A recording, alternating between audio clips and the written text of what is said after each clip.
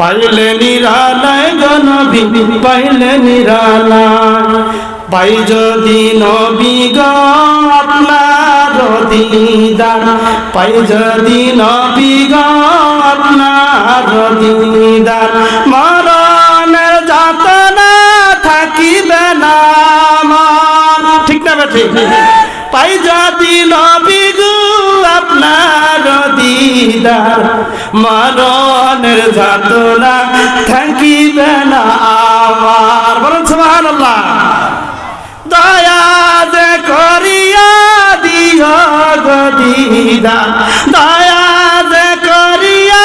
দিও গো দিদার ইয়া রাসূলুল্লাহ ইয়া হাবিবাল্লাহ বলেন ইয়া রাসূলুল্লাহ ইয়া হাবিবাল্লাহ ইয়া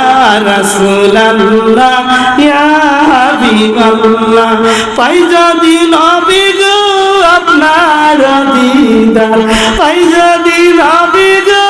আপনার দিদার মরণের যাতনা থাকিবে না আমার দয়া যে করিয়া দিও গো দিদার দয়া যে করিয়া দিও গো দিদার ইয়া রাসূলুল্লাহ ইয়া হাবিবাল্লাহ ইয়া রাসূলুল্লাহ ইয়া হাবিবাল্লাহ আমার মরণের নিদান কালে থাকিয়া নবীজি আমার শিরে আমার মরণের নিদান কালে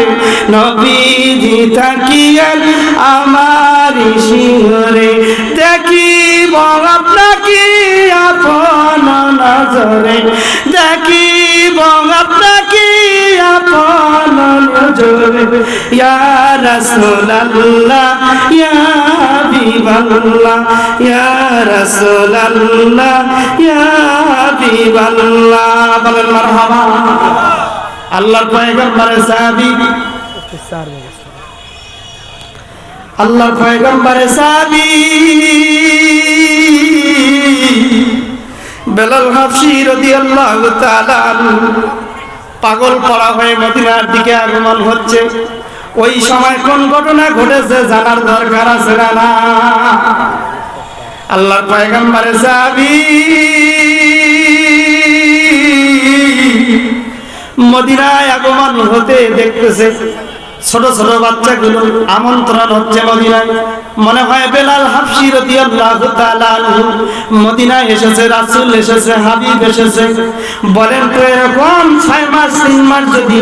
মদিনার বাইরে বেলাল থাকে আর এই বেলাল হাবশী রাদিয়াল্লাহু তাআলা তার আযান শোনার জন্য আল্লাহ রাব্বুল আলামিনের বান্দারা মাশগুল হয়ে যাইতেন মদিনায় মুনাওয়ারার ভিতরে আল্লাহর পয়গম্বরের সাহাবী আযান দিলে দেরি হতো কিন্তু সাহাবায়ে কেরামরা নামাজ পড়তে দেরি হতো না জোরে বলুন আল্লাহু আকবার এই জন্য আল্লাহর পয়গম্বরের সাহাবী যখন আগমন হয়ে গেলেন এক পর্যায়ে আল্লাহর পয়গম্বরের সাহাবী নবীজি রওজার পাশে দাঁড়িয়ে বলে ইয়া রাসূলুল্লাহ ইয়া হাবিবাল্লাহ লাব্বাইক ইয়া রাসূলুল্লাহ আমি আপনার রওজা জিয়ারত করার জন্য এসেছি বলেন তো আবু বকর ওসমান ওমর রাদিয়াল্লাহু তাআলা সমস্ত সাহাবায়ে কেরামরা ঘিরে ধরলেন আল্লাহর নবীর পয়গম্বরের সাহাবী তাকে আযান দেওয়ার জন্য আদেশ দিলেন আল্লাহ রাব্বুল আলামিন পয়গম্বরের সাহাবী বলে আমি আযান দিতে চাই না আমি আযান দিলে আল্লাহর পয়গম্বর ইমামতি করবে না ও আবু বকর ও ওসমান ওমর বলেন তো সমস্ত সাহাবায়ে কেরামরা অনুরোধ করতেছেন বেলাল আর কোনো কথা শুনে না আযান দেয় না এক পর্যায়ে আল্লাহর পয়গম্বরের দুইজন নাতি ছিলেন হাসান এবং হুসাইন এই দুইজন আল্লাহর পয়গম্বরের নাতি আসার কারণে বেলালকে বলার সঙ্গে সঙ্গে আযান দেওয়া শুরু করে দিয়েছে